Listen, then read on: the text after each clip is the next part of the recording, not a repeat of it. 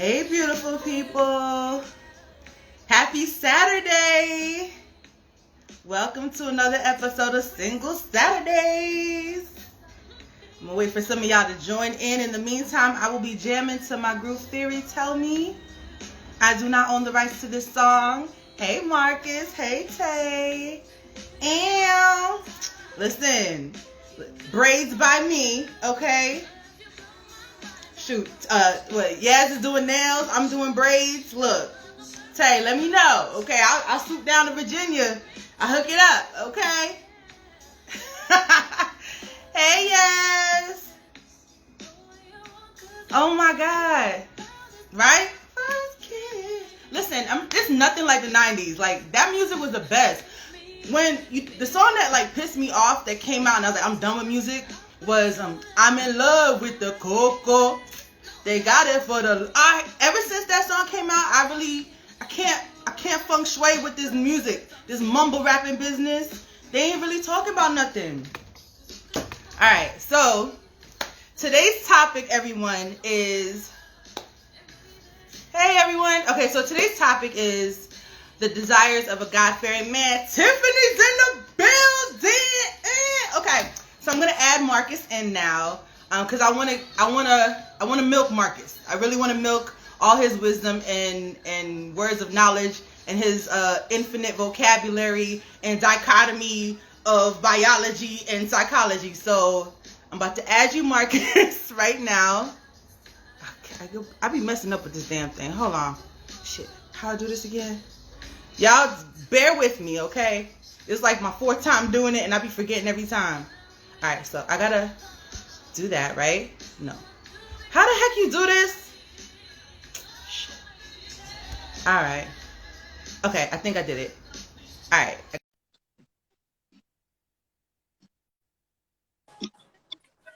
Hey, Marcus. Hey, what's going on? How you feeling? Doing well. How about yourself? I'm wonderful, wonderful. Now, I used to be on the bottom of this thing. You know, Get used to it. All right? Mm-hmm. You good? Yeah. All right.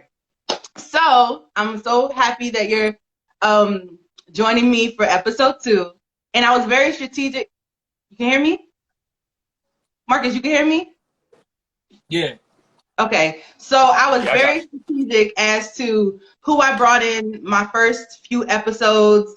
Like Tiffany is a great staple in my life. I haven't known you that long, but you've been a great staple in my life for the short time I've known you. And I just wanted to make sure that, you know, I got you guys in before I get famous.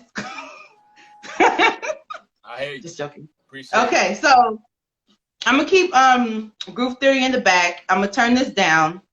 And I want to just delve into it because I think a lot of women, God-fearing women, hey, Steph, we go through a lot when we're looking for the one or trusting God for the one. And I deem you to be a God-fearing man. I mean, I feel like you have characteristics and traits. And I want to break myths, you know, of perfection, right? And I want to just really delve into why you think you're a God-fearing man. Well, first, I'll start. I think you're a God-fearing man because you're honest, and you take the time to really, I guess, morally do things right for whatever right is. I think that you take the time to really, I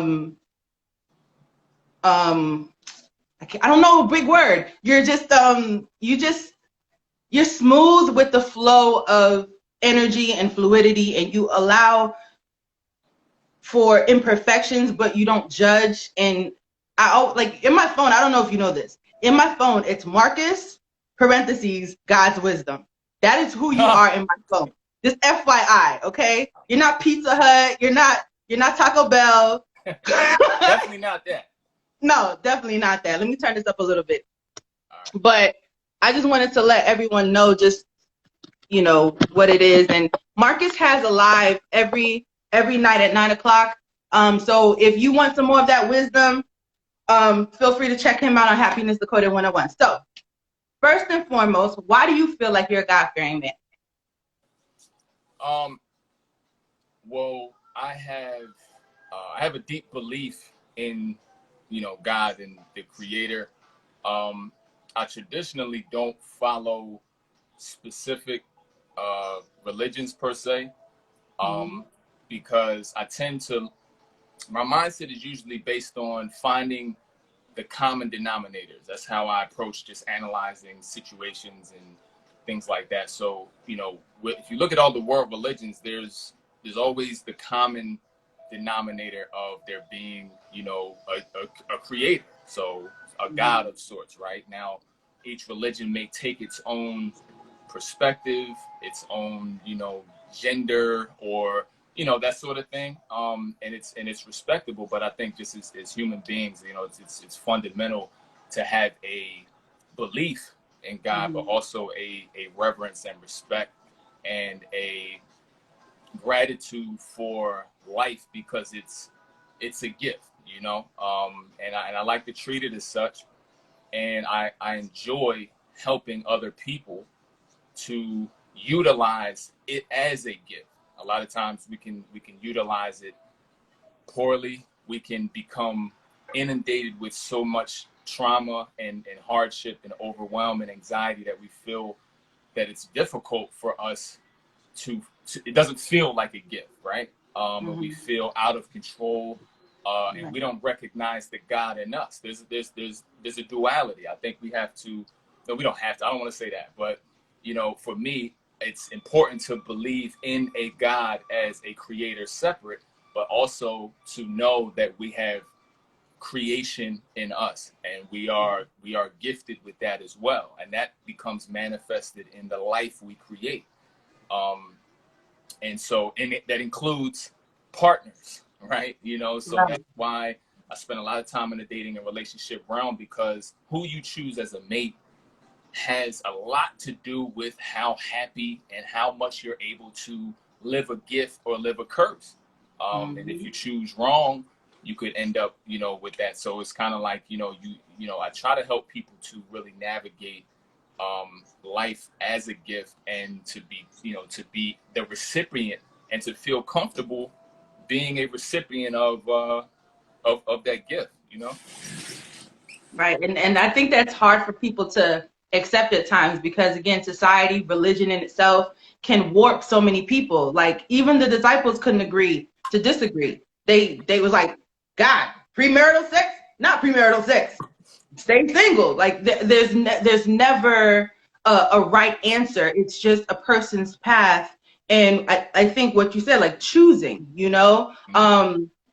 and I feel like as we choose to be in our higher self, as far as destiny, career, creating, like you were saying before, all of those do matter when choosing a spouse because, not only are you marrying or being with your spouse, it is the family, it's all of those other dynamics as well. But I personally have been in a space where I recognize that at the end of the day, like if people really read the word and really read the Bible, with all the great men of the Bible, they were far from perfect. And if anything, they fled their family and left and created their own life. And, when the Bible says cleave, I don't know verbatim, but cleave, husbands, cleave to your wife. You understand? And there's so much truth in that, and it's seasonal. People like to say that the Bible is contradictory, but it's not. It's where you are in that season. So talk about talk about being evenly yoked, right? The importance of that when you're looking for me. What are some things that you're looking for? What are some things you desire? And what are some things you're realistic about? Because no one's perfect. Okay, that's a good question. And what I look for, and this hasn't changed. This is something that I came to the realization of this year, and I've pretty much kept it standard because I think in levels, and I think at the baseline, for me, a woman has to have self-awareness, um, an inherent desire to evolve, and self-accountability. Mm-hmm. Uh, that would be the basis. So that's my, those are my standard features. Anything beyond that is obviously bonus, but those have to be in place in order for me to feel like we're on equal footing, because Mm-hmm. not only because I desire that, but because I've achieved that and I constantly work to, you know, perfect and master that, right? Because I never put myself in a position where I expect more than I'm willing to provide. So you know, I see a lot of times people have ideas of things that they want somebody to bring to the table, but then they would like to stay exactly how they are and not grow at all. And my thing is, you know, these things that I've mastered and that I continue to master, I want that in somebody else, and I feel like I deserve that in somebody else. You know what I'm saying? So that's really the baseline. And then as far as anything I'm willing to compromise on, I think that would have to come and be shown in order for me to kind of see if it's something I'm willing to navigate or not. Because you know, there's so many elements when it comes to, you know, what is that other? And y'all know too, whoever's watching and you as well, you know, like when you get into something with somebody, things will start to come up. You'll start to realize different idiosyncrasies and patterns and thought processes, triggers, right? Just kind of pop up, and then it's up to you to say, okay, I'm still in the game, or that's overwhelming, I can't be a part of that.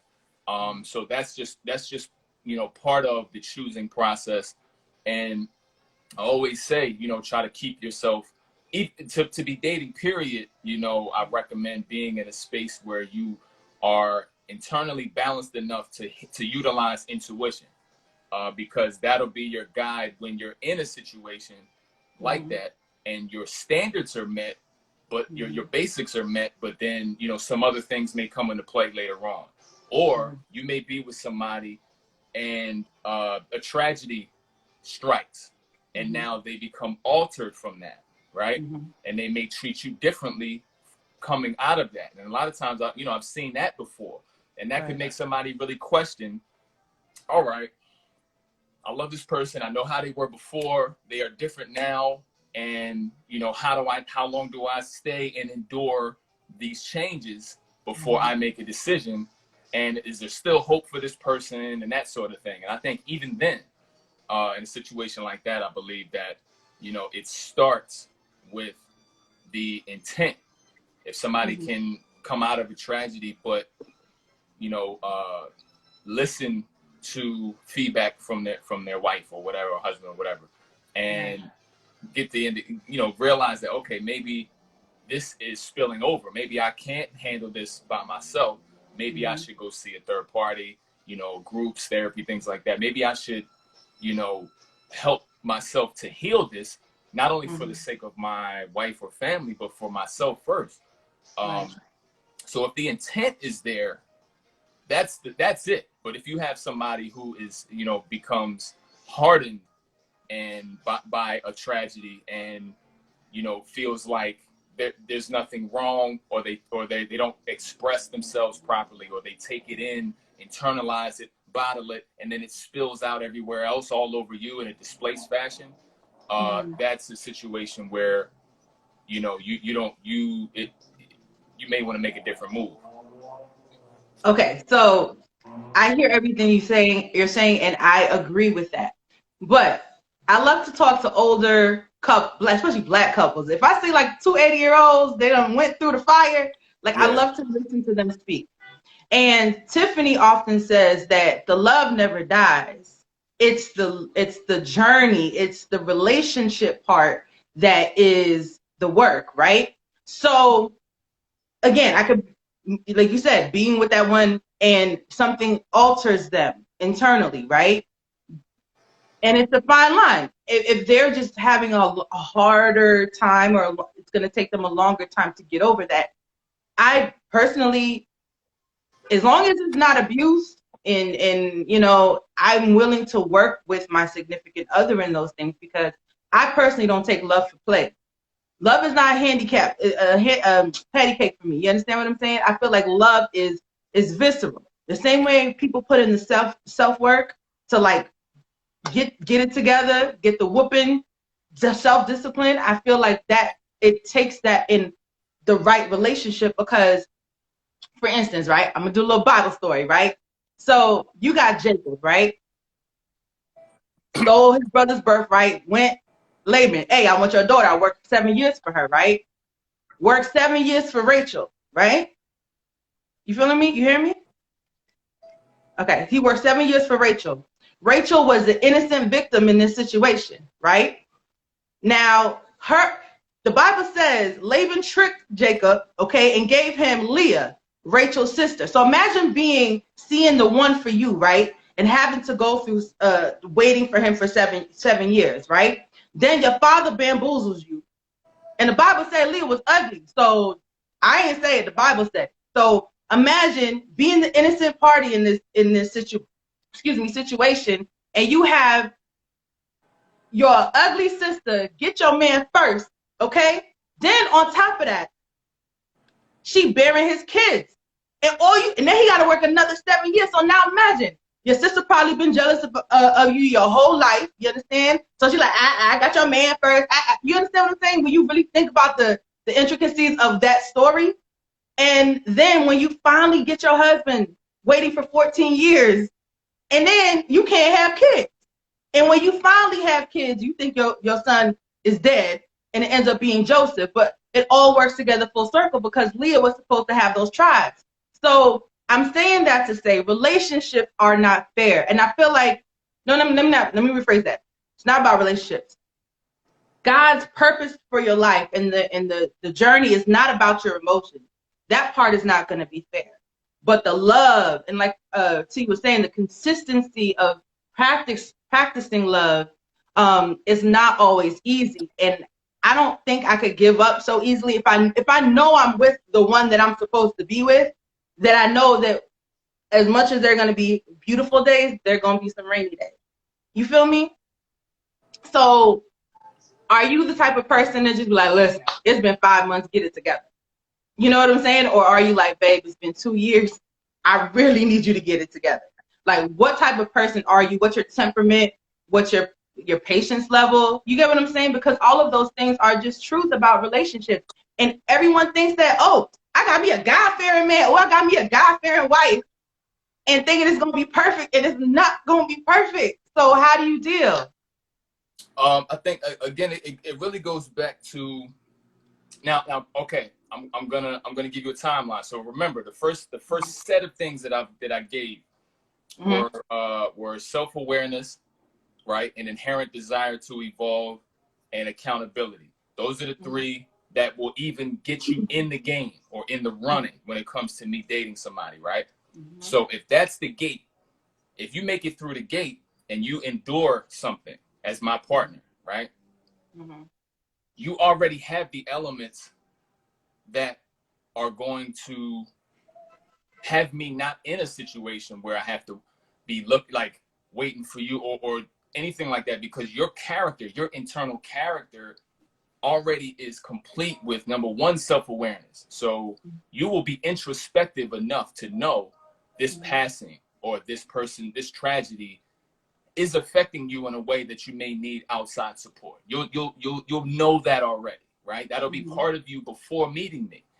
And then when it comes to the desire to evolve, you'll be driven to want to become healed and to accept the comfort and the support and be able to articulate what you need. And me being a supportive partner, I will already be emotionally in tune with my wife, whoever that is, and then be able to connect and know what's necessary, what's needed before she even says it. So that's why I say the groundwork and the non-negotiables have to be set in a way that you don't set yourself up for somebody turning into somebody else, or being having a tragedy affect them in ways that you can't reach them or you can't help.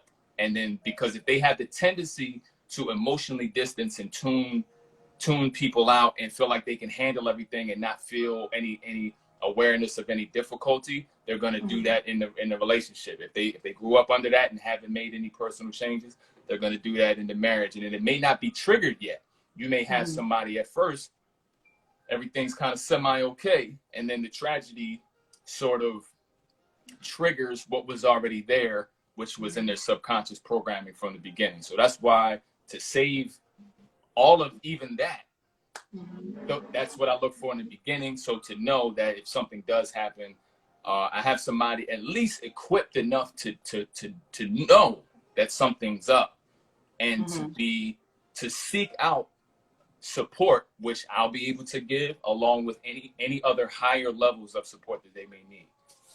And that's real. Okay, so now I'm going to talk about the human side of it, right? So we all praying like, Lord, bring me my husband, where he at? All the ladies, we've done it, okay? We're going to be 100. I'm not going to get off philosophical with you. I'm just going to keep it 1,000, okay? So we be like, oh, Lord. So then you'll have conversations. Or I'll be like, the Lord knows the desires of my heart. He knows aesthetically what I like. I'm not shallow.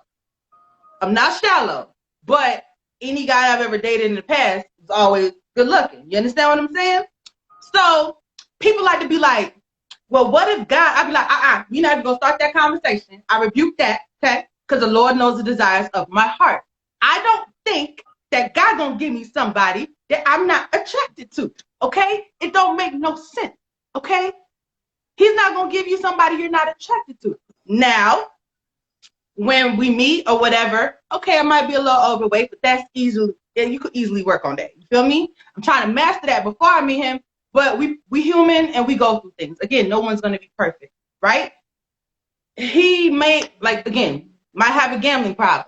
You understand? That 10 and 20%, it doesn't have to be an extreme, but it's going to be something that it's going to, there's a give and take. So I know my husband's somewhere fine as hell, okay? And ain't nobody gonna tell me nothing different. So let me ask you, as a God-fearing man, does beauty matter? Does the aesthetics matter? And if so, to what degree? Like, we keeping it 100, okay? They do. I don't have to hesitate on that. They do. And you know, they definitely do.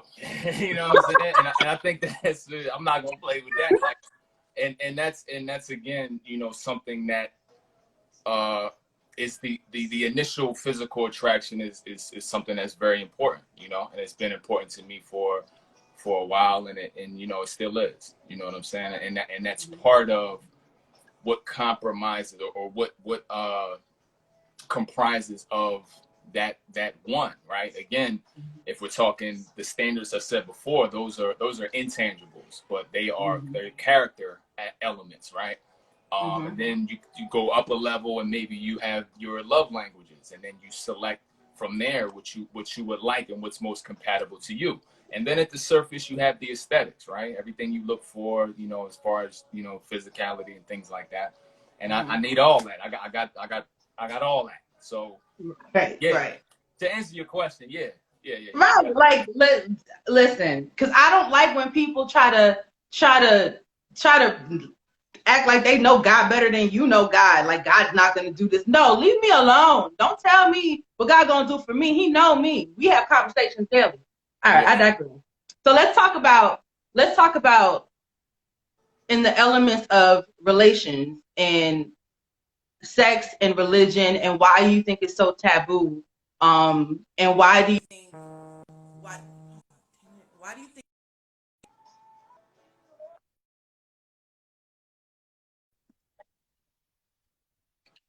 Yeah. Why do you think it's so taboo in religion, as far as sex is concerned? I think that, you know, when during the times that the books or the, you know, the texts were written, I believe, you know, there quite possibly could have been a sense of or a desire to control outcomes. I don't necessarily believe. See, that's why I say I'm more focused on spirituality. So I don't believe every element of every text to be specifically what it is, because if you know, as far as Christianity, you know, it had its beginnings in African spirituality, and a lot of that was adopted. So when you kind of look at just ancient times, and you know, the when talking about, you know, not eating meat in certain religions, or not eating pork in certain religions, and you know, not doing this, that, and the third, a lot of it could have been for health reasons, the law of the land at the time, it kind of goes into that process as far as what I would attach it to. So I think because certain religions still rely pretty heavily on certain texts that were written in times that are drastically different than we're living in now. If you're following it to the letter, as opposed to extracting maybe the allegorical context or moral of the story, or the figurative part of the story, or the elements to learn, or the mantra, or anything like that, and you could find yourself in a tough spot trying to adapt current realities with a book that's not current. You see what I'm saying? So I think that's why it can go either way, and I think people follow based on a continuum, right? You have people who follow the Bible strict to the letter, and it's really hard to do that anyway, because strict to the letter, if we're following the Bible strict to the letter, right? Thou shalt not kill. If somebody comes in my house and threatens my daughter, I'm killing that person. So damn right. Am I damned to hell? Well, I'll just roll then. I'll get it. I'll bring some ice. I'll bring a cooler full of ice, air conditioner, and some tank tops, because I don't. So that's what I'm saying. You can be on the following to the letter side all the way to just the free love, it is what it is side. And I think people find themselves in pockets where they feel comfortable, because it's a book that it can be vague at times. It can be vague. It can be outdated. There's and all ancient texts follow this. So it's kind of like, my thing is, I'm into learning, growing, becoming more spiritual. I'm not into control. I'm not into guilt. I'm not into shame, and all of these factors that can become involved if you align yourself too tightly with the words, because again, they're always up for interpretation. I completely agree. I stopped going to church about 6 years ago, and it was like I had to relearn everything because it just didn't make sense. It didn't make sense.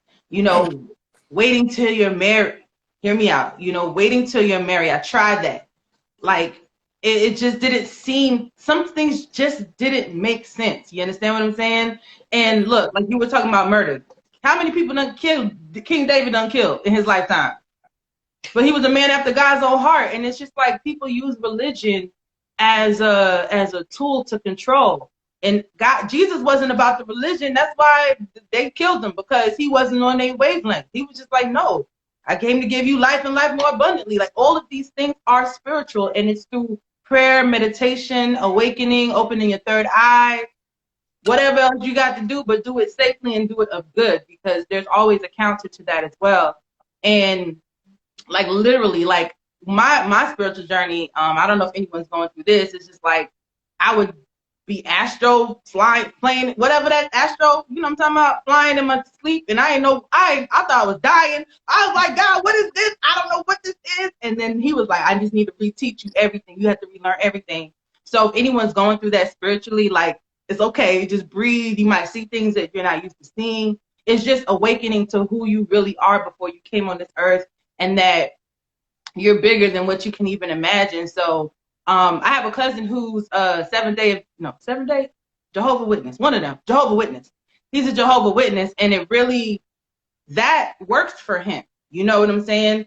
It works for him. And I always remember when I was telling you how people love to argue about the Bible, and if they took all the relics, like what's that movie with Denzel? The book, was it the one with the big book of Enoch, right? Yeah. So look, all astroplanet. Thank you, Tiffany.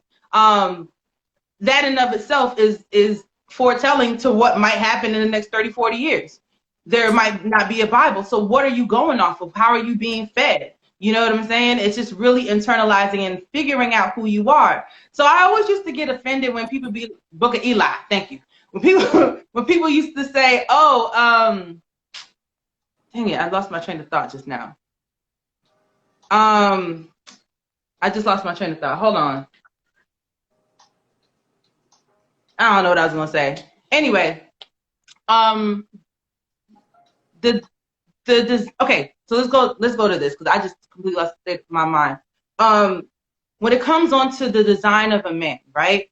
Recognizing that a God-fearing man is not perfect, right? Mm-hmm. Can you tell me the breakup of a man? Because I be trying to figure it out. And when I say that, I mean your desires are different from our desires. So the other night when we were on the live and you was like, we were talking about food, right?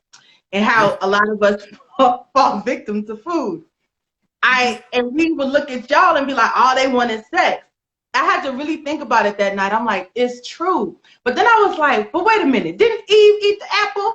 So she caused it for all of us. She the one, she was greedy. She should have said no. So it's just something in the that's my answer to sticking to it. There's just something ingrained in us that you guys really value the essence of women and voluptuousness and whatever else you guys love. And we like food. So go ahead. What you feel about that? You mean about our desires versus yours? Right. So I'm not saying that we're not sexual beings. Yeah, Like yeah. again, we could be in an argument with our man and our man be like, hey, you wanna go get something to eat? I ain't gonna lie. A lot of women be like, okay, we can get something to eat. You know what I'm saying? Versus like if the shoe's on the other foot and we just know you want some good, we give it to you. You know what I'm saying? So like, why do you feel like men are so much more sexual in the early years? I guess just the makeup, the dichotomy of a man, just the makeup of a man. You guys love women. You guys love sex. Like, what do you think that is? And do God-fearing men have that same issue? Well, I mean, I think it's about rising above your primitive nature, period, across gender, right? So, there comes a point as a young, like young teenager or whatever. Yeah, guys, when we, and some people never outgrow. What? I didn't hear that. What, say that again? Can you hear me? I can hear you. Young teenager, what? You just skipped over it. They might be really highly sexually driven and Okay. then never grow out of that, right? So to continue that.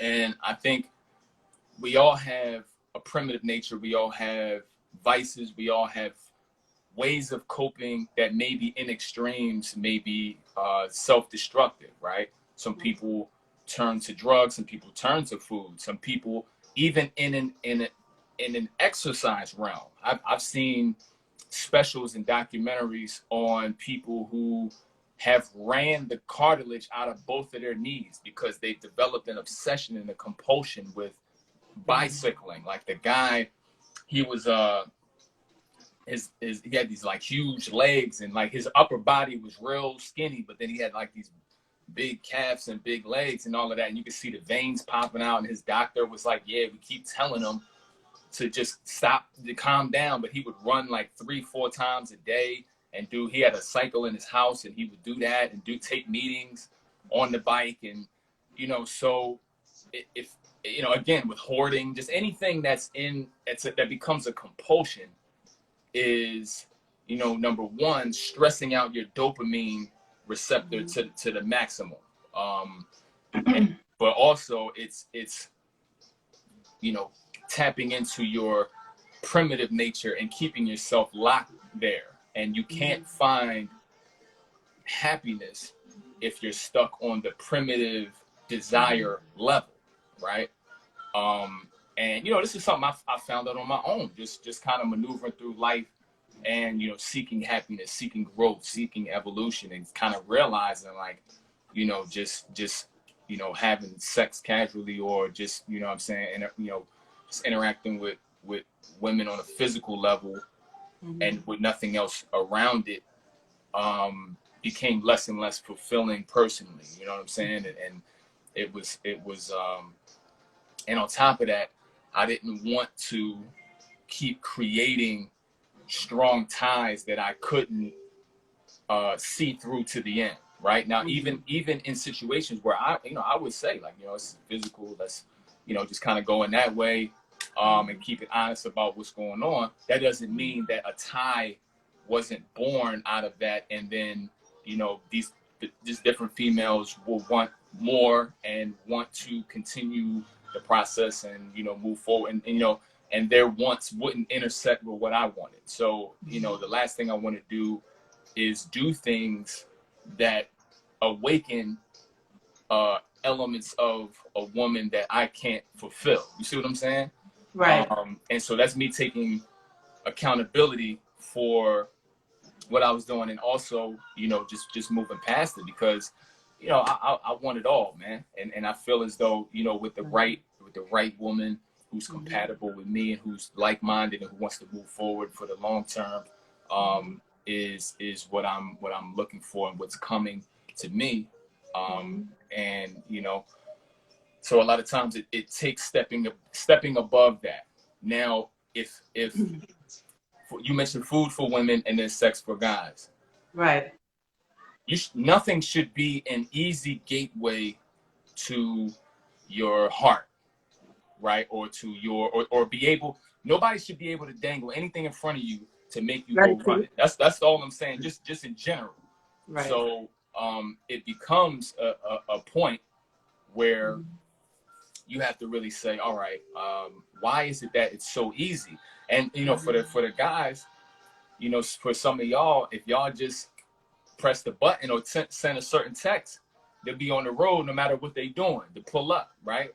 Now that, and then likewise on the, you know, vice versa, when it comes to food, like y'all would just kind of lower your defenses. Some of you lower your defenses and be able to and kind of participate in either conversations, meetings, or slide right back into a pattern of intimate connection with somebody that maybe you gotta be stronger than that.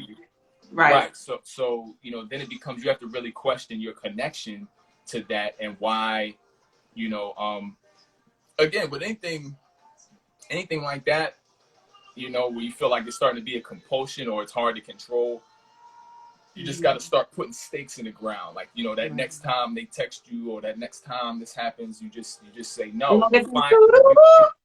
You say no, and you find an alternative, right? A pleasurable alternative or an uplifting alternative, right? Right. And there's thousands of those. We're not gonna sit here and act like all there is to do is eat food and have sex. You know what I'm saying? Because for the life.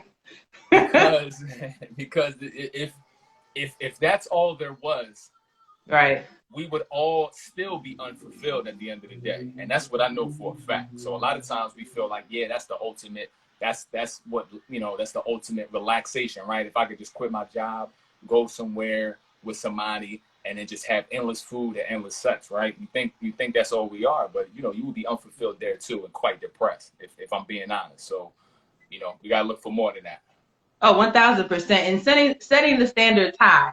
But I was just, you know, letting that observation be known, hence our last conversation on Heavy News Coded 101. So Tiffany said sexuality is a part of spirituality.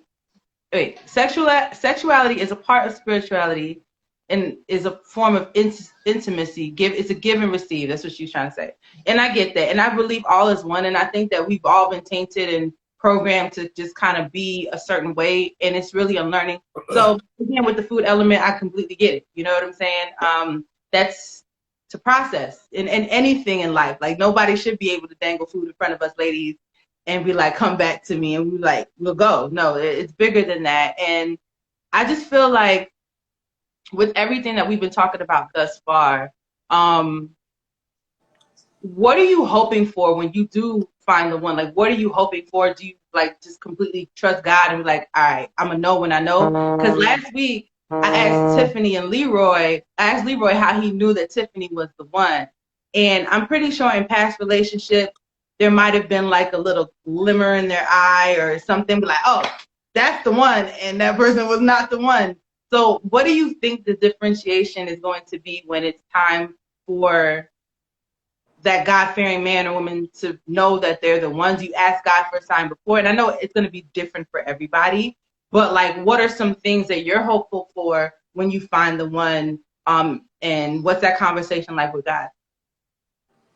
I think, first of all, I believe the one will, this for me, this is, you know, what I'm in the process of. I think the one will come for me when, or just anybody, period, when they don't need it. When you've gotten yourself to a point where it's not a need. And I don't mean an angry refusal. I don't mean like, you know, when you get to a point where I dated so many people, I don't even want, like, you know, so you try to cast it out because you don't have it. That's not the energy I'm talking about. What I mean is like you've reached such a high energy level and been able to maintain it, and you're running on just clean, whole, healed energy, right? In that space, and you're in love with your evolution process, you know, passion work, etc. Like to the point where you forget you're single. Like, you know what I mean? You're just in a space where, you know the best things for you, and your internal desires are going to come to fruition when the perfect timing is at hand. So, you know, with that being said, the being at a place where you barely think about it, and when you do think about it, it's a positive visualization. It's not a, you know, overly triggered, you know, that type of thing, you know, feeling like it's not going to happen, or a lot of self-doubt and things like that. So I do think that, you know, when the right frequency's on, right, you know, it happens in conjunction with the perfect divine timing for your personal life. And you got to understand that if there's still things that you need to learn, if there's still things that you need to unlock, if there's certain purpose elements that you need to discover and gain momentum with in order to,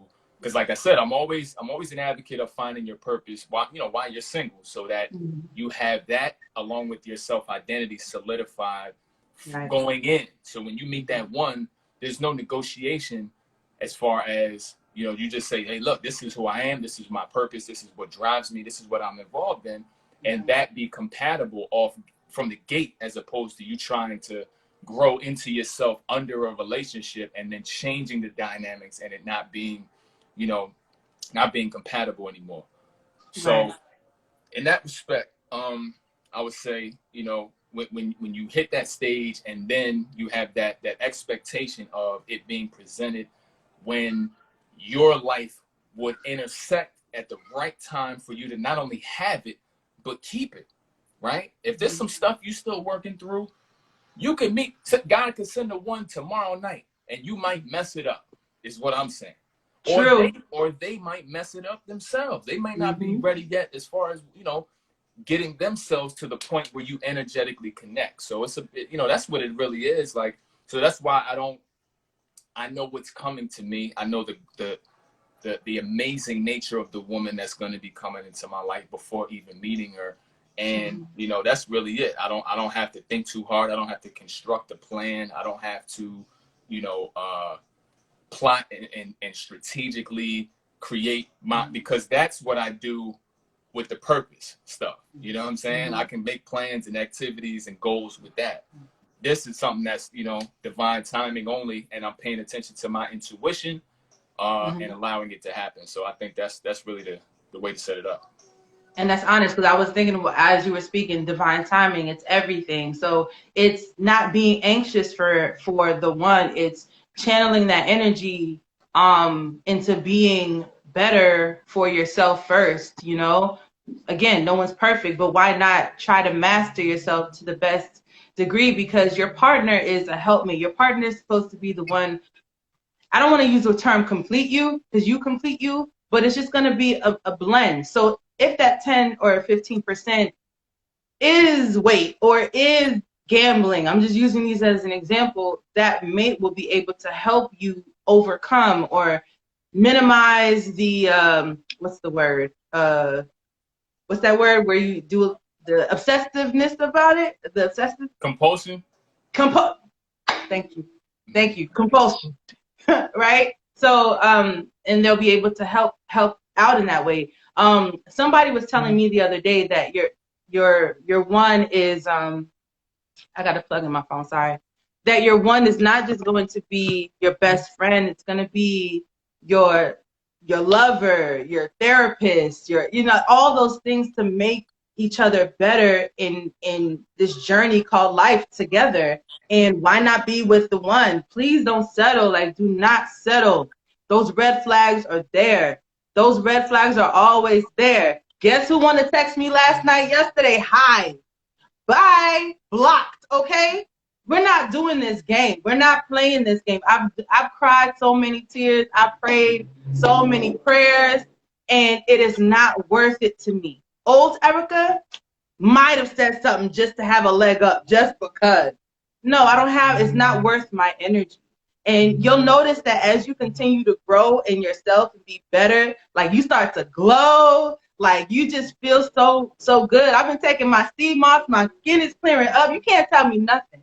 You understand what I'm saying? Because I'm enjoying this process. I'm enjoying this process, and I think we have to be comfortable with ourselves. Like the last year and a half, I've been purposefully dating myself. And this Valentine's Day, I really wanted to get a few of us to go see the Maxwell concert. I was at the Barclays Center, and my coworkers like, yeah, we going. And then they flaked, right? So I was like, you know what? I'm going. I don't care. And I took myself. I dressed up by myself. I took a dollar van and I went to Barclays Center, and I enjoyed every piece of Jagged Edge, Cade, Maxwell, and I was singing every song by myself. At first, it was a little uncomfortable, but after I just got to enjoy the space and the energy and the music and the vibes, it was just so beautiful. And it's hard sometimes to be in that space of just enjoying your own company, but you have to master that, because like every relationship is not gonna last. Even if you're with your twin flame, even if it's a beautiful relationship, somebody got to go. Nobody know who going first. So it's just being realistic to that. So do you have anything that you want to say? You want to add? Well, I think, yeah, a couple of things. I think first thing is the reason why you going out and doing your thing on Valentine's Day is important is because you know, for a new norm, to create a new normal, right, and to create a ecosystem of just being happy and being whole and generating those emotions yourself, as opposed to looking for an anchor or somebody else to generate it for you, creates an emotional milestone, right? So the first time it's a little weird, it's a little different. The more times you do it and are open to the experience, that will sit in the back of your mind, right? So then let's say you make a habit of that, and then you start to go out and meet guys, right? And then you know, you meet somebody and they try to offer you things that would be tempting with your old self, but now you generated happiness, so you're not a slave to it. You can't be manipulated and tricked about it. Nobody can dangle anything. Remember, I just said that nobody can hang anything in front of you to make you step outside of yourself, right? And to try to jump into that, because certain things won't tempt you anymore. If you create the happiness here in your habits and your outings, right, and you shift holidays that may be triggering you to think of what you don't have, they will now become milestones of almost past vacations, where it's like, yeah, last time I had a great damn time. It don't matter who was there, right? This time, and I'll even add this. It was probably another example of I'll call it divine restructuring, to have people flake out on you, because that's another scenario that you probably needed to be by yourself, no training wheels, right? Because bringing people around, that kind of helps buffer the energy. Like, I'm not by myself. I got, you know, and no shade to it. We all love being social and connecting. But sometimes certain lessons need to be learned by just throwing yourself in the water and finding your way out of there. Because then you take all of the credit for the risk. When you come out of that happy, having a great time, great memories, without needing anybody else, that's a statement that becomes cemented each time. So then in the dating process, you're way too confident. And the people who come in your life, again, what I talked about before, and say I'm intimidated, that's because your energy is rolling without them. You know what I'm saying? And only a secure man is going to see that and say, I mirror that. That looks like me. I have my own self-sufficient, you know, running self-confidence and self-esteem. You have that too. Now we can build on that, because nobody needs each other. You see what I'm saying? Yeah, so 1,000%. And I thank you, because you know that wasn't easy, but I had a great time. And so my next venture is when we're able to go out. Like I've always wanted to see Mint Condition live. Huh. Like that's who I want to see next. So I got to figure out when they're going to be in New York. And this whole 2020 has really affected dating as a whole. And like you said, it's a suddenly, and we talked about this before. It's just when you're not really paying attention for it, you're not searching for it. Like we always talk about Boaz and Ruth, but again, it's true. And going back to like premarital sex, and Tiffany said, because I asked Tiffany last week when they were on the live, I don't know if you got a chance to watch it. I was like, do you test drive the vehicle, put the key in the ignition? No, you don't. Because again, everyone's religious and spiritual journey is different. And some people, you know, I think somebody said that they were Jehovah's Witness in this group, and some people are very by the book. And there are different levels of and elements of God-fearing man and God-fearing woman. Everyone's different. Somebody can want to go to church every day of the week and they consider that God-fearing. And another person, they're a little bit more spiritual. And another person is just all book. You understand what I'm saying? So everyone's level is different, and you have to find that space. I personally, I can't be with an overly religious person, because to me, that is just a facade that people are hiding behind. Well, I'll go to AME Baptist Church, and I've been a member for 20, you know what I'm saying? Like, just it's a facade, and it makes them who they are, but that's not really who they are, because they don't know who they are. In my mind, I always tell people, religious people, like, please do not, because I always say on the day of judgment, many will say, Lord, Lord, did not prophesy in your name, did not cast out demons in your name. But that's because they were so overly religious that they don't really understand God. God said, apart from me, I know you not. That's something that people need to reevaluate their relationship with the Creator. 1000%. I don't care what church you go to. Reevaluate your relationship with God, because you don't want to be going to hell with no tank tops and ice. You know what I'm saying? Unnecessarily. You don't want to do that. So just be a little bit more real with yourself. I think what I love about just my relationship with God is just the realness of it. You know what I'm saying? Talk to him about everything and anything. And I mean, it's also talking to yourself. You got to deal with yourself, talk to yourself, look yourself in the mirror, check yourself. And it's not always easy. And also be prepared for that husband and wife, because again, they're going to draw things out of you that you might feel completely uncomfortable with having to deal with. And you have to just suck it up and face it, because it's going to make you be better. Like my ideal relationship, Marcus, is I want to be in a power couple. I don't got time to be appeasing man with his insecurities. Like, everybody got insecurities. But I'm just saying, like, the insecurity. Oh, you wearing that? You gonna wear that out? Like, yes, I'm gonna wear this outside the house. Yes, I got places to go and people to see. Now, I would love the unity of, like, for instance, if my husband loves golf or tennis or something. I don't like golf or tennis like that, but I would go because I know that's what he likes. You feel me?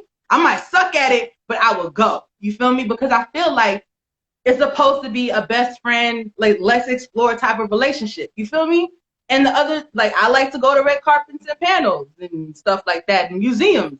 And even though he may not like that, I would think that he would, just to appease me in situations, that he would go, because I feel like this journey is to grow. It's not going to be all the time, but it's just like, I know people who are just like, well, he does his thing, I do my thing, we just meet each other at the house. And of course, you don't have to be with your significant other all the time. I'm just saying, like, people should be wanting to explore and do things just because. Does that make sense? Does anybody else feel me on that?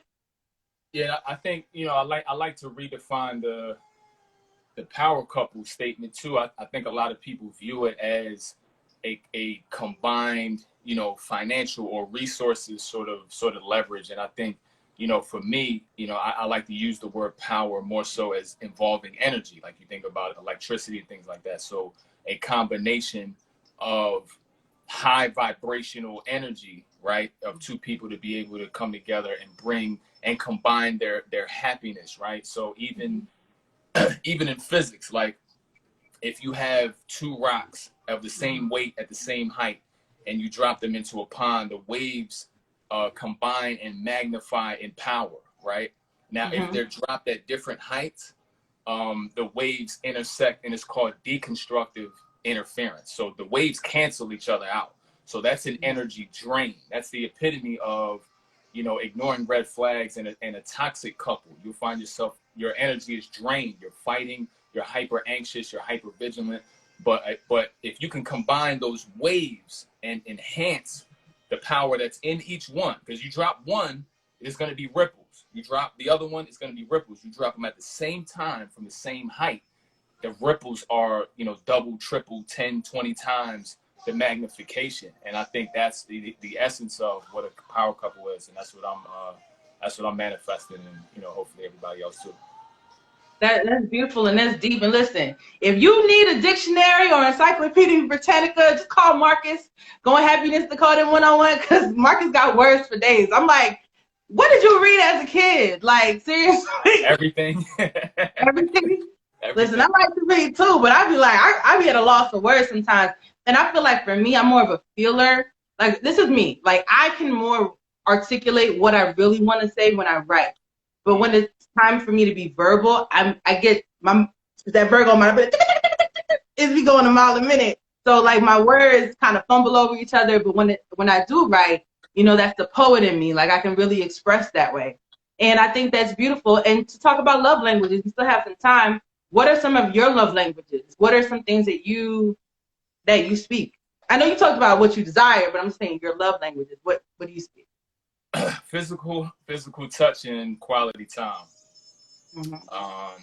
And then I would say, those are my top two. And then like down the line, acts of service. Oh, words. I'm sorry. Words are right under there. And then acts of service. And then probably last are gifts. But, I speak them all. So when it comes to even down to gifts, I'm not a regular gift guy. Like I'm the guy who, I like to know my woman inside and out, so I can give gifts based on a memory, based on a flashback of something that we discussed, or the place that we went, or in a desire or something that came out in a deep conversation that I could construct into a gift and connect that with a quality time event, right? So I like to combine all of these together and create experiences. I'm big on experiences, to where we can have, obviously, the physical touch come all day. I'm PDA all day. Like I don't care who outside, you know what I mean? Right, so it's like, when it comes, that's going to come with it. Right. The quality time can be connected to gifts. And obviously I'm going to communicate, my love for this person constantly. Like, you know what I'm saying? And just in different ways. And so, yeah. Love. So we have a question real quick. I'm sorry, I didn't mean to cut you off. The question was, what was the work you did to figure out what your true love languages are? And that was from Stephology. First of all, how you do that? I don't know. How you when you're on the live, right?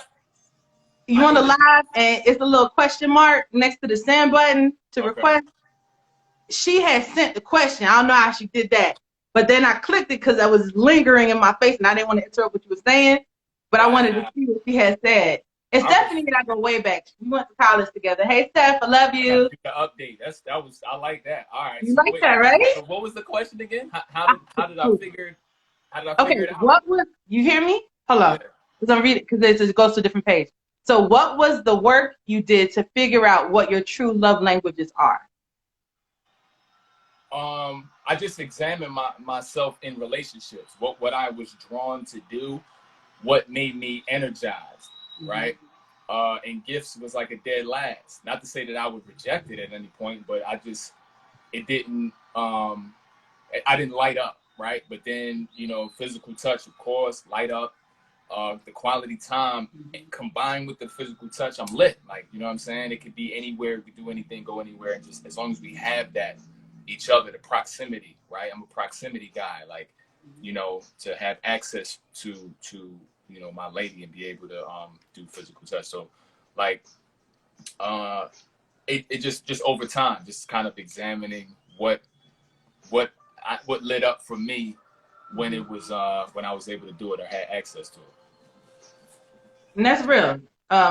There's 29 seconds remaining. Okay, so my love languages are, as a God-fearing woman, beautiful people, is communication, quality time, and gifts. I ain't gonna lie, everybody likes some gifts. But Marcus, Thank you so much for joining me on Self-Care Saturday. I mean, what the hell, Single Saturdays. I appreciate you. I love you. Thank you all for tuning in, and I'll